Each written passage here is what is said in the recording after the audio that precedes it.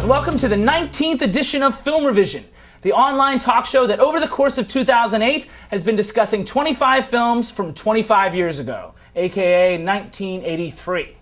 Today we're discussing the film that finally brought Robert Duvall an Academy Award, which he won for his portrayal of Mac in the film Tender Mercies, directed by Bruce Beresford and written by the acclaimed playwright Horton Foote. To discuss Tender Mercies with us today, please welcome Tim Huang, a lyricist composer from New York City, and Aileen Quigley, a financial assistant residing in Sunnyside, Queens. Aileen, you're up first. I liked it. It was one of those slice of life movies where it was almost documentary, where you could see, it was just like a camera was sort of posed and looking into the lives of these groups of people. More than anything, I enjoy the idea of a Horton Foote movie or a Horton Foote play, and less so the actual event itself. Just the idea of these gritty dramas with like beats that you can drive a Mack truck through and stuff like that are really awesome to me. Do you think it was gritty? Well, gritty's not a word I would use to describe this film. Not gritty. Character-driven sort of. Character-driven is the word I would use. There's a detachment. Very honest kind of. Honest, simple is a word I would use. There's a simplicity in style that I really wanted to discuss. The distinction I'm making between style and structure. In terms of style, I dug it. I feel like that's what I think of when I think of Horton Foote and his body work, is like that style. When I'm watching these like character-ish dramas, I really kind of, and this is purely just my aesthetic, like I really enjoy seeing like A to B. Like I'm very, I guess, traditional in that sense. Like I like watching. That's structure though, that's not style. That's what I'm saying, style versus structure. And the structure of it did nothing for me. Let's focus on one at a time. Okay. And I'm saying let's focus on style. The issue with that style is the detachment from the director point of view. You're just observing, but there's less of an emotional impact.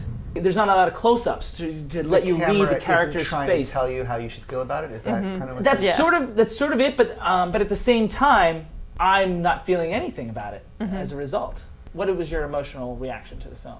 Did you care about these characters? Somewhat. I think that answers it. Yeah, like I wasn't terribly broken. Like I didn't feel like the heartbreak of this young mother losing her husband.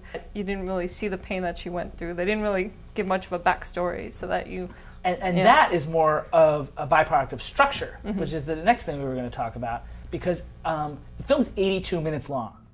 Do you guys, it didn't feel like 82 minutes. No. I can't remember the last time I saw a film under 90 minutes. Yeah. For a movie that's 82 minutes long, it moves very, very slowly. When you go back to like 25 years ago, it's very clear that there's a different kind of technique going on. I think not necessarily. Generally speaking, it seems a lot slower to me. In the new information age and everything, people pick up on things a lot quicker, and therefore pacing has to pick up. How long was it between minute one and the time they were engaged? It was like 15, 20 minutes. No, I think it was like 5. Was it? Yeah. Think about it. He works there, and they have some like shots of him working, and then they're working together in the field.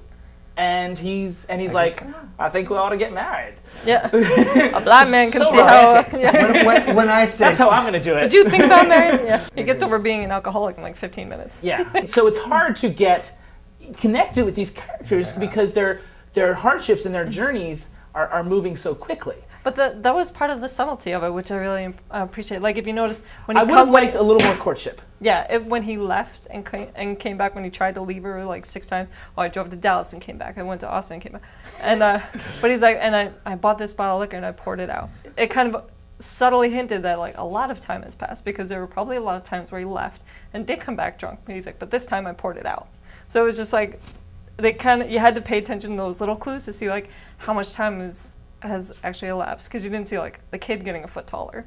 And that's the other thing about the climactic moment in the film. Even that was sort of like rushed over. Just glossed right over. And there's something that's weird, like it's a melodramatic moment that doesn't feel melodramatic because of this laconic style. And so it's weird. It's this weird hybrid. He just turns off the radio and he sits down and you're like, wow. But then it's sort of like there's no... But it's consistent. I do think that there's a way of presenting the story elements without making all these red flags go off in my head. Like, why isn't this more important to him? Or what am I supposed to walk away from?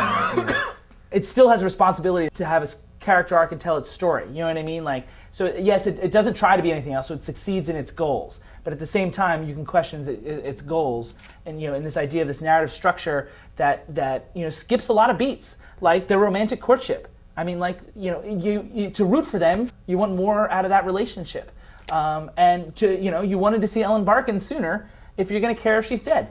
Looking at it as a woman and the roles that the women played in this movie. One of them being a very traditional, like, I'm in a service-oriented role, like I run a motel, I run a service industry.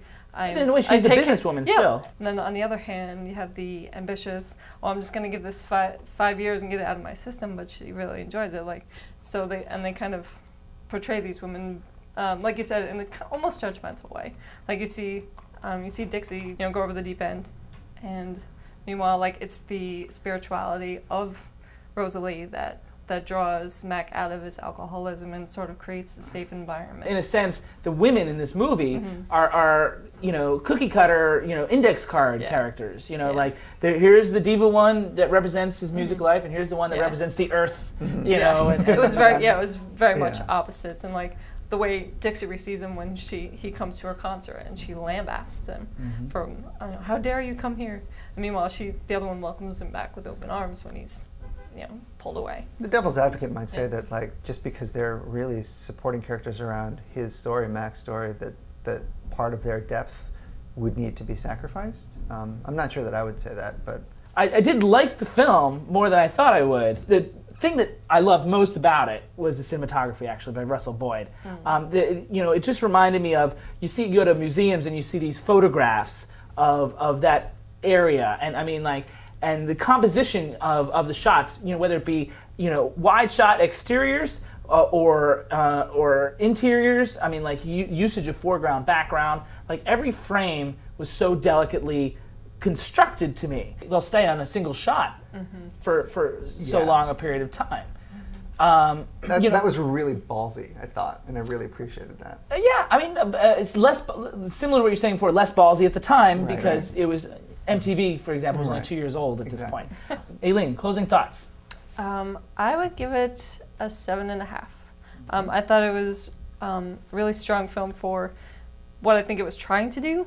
Whether or not I was very successful at that, but I think it did a good job in setting up this sympathetic character out of someone who you wouldn't be sympathetic with at all. Just to be able to see that growth at all. I thought they did a good job with that film. Tim? I was going to say exactly. No. Too bad. Insofar as it's a film that knows what it is and doesn't try to be anything different, I feel like it was a huge success. No. If you're asking me, did I like it? Would I recommend it to someone? I'd have to say like 5, 6, probably not. I'm going to give the film a 7.5, and I think, and I don't. This is my first time that I gave a half, by the way. I don't really agree with halves, but I didn't feel strong enough to give it an 8. But I feel like the charm. Honesty and really strong cinematography, both exteriors and interiors, balance out what I think is a very rushed structure. And I think that was the real big detractor to me was the structure, which forced the characters to be have less dimensions than we would have liked, and also some of the relationships to be as fully explored as they could have been. Guys, I'm afraid it's time to say farewell. Thanks very much to Tim and Aileen for coming out to talk to us about Tender Mercies. If you want to be a guest on Film ReVision, much like Tim and Aileen, send us an email at info@myriadarts.net and we'll talk to you about a possible future appearance.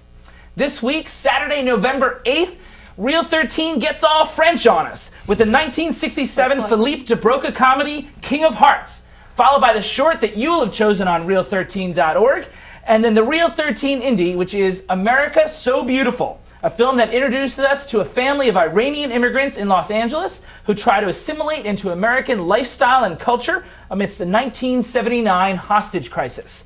The whole evening starts as usual at 9 p.m. on Channel 13 WNET. Film ReVision will be back in a couple weeks where we're going to look at Scorsese's 1983 offering, The King of Comedy. We'll see you then.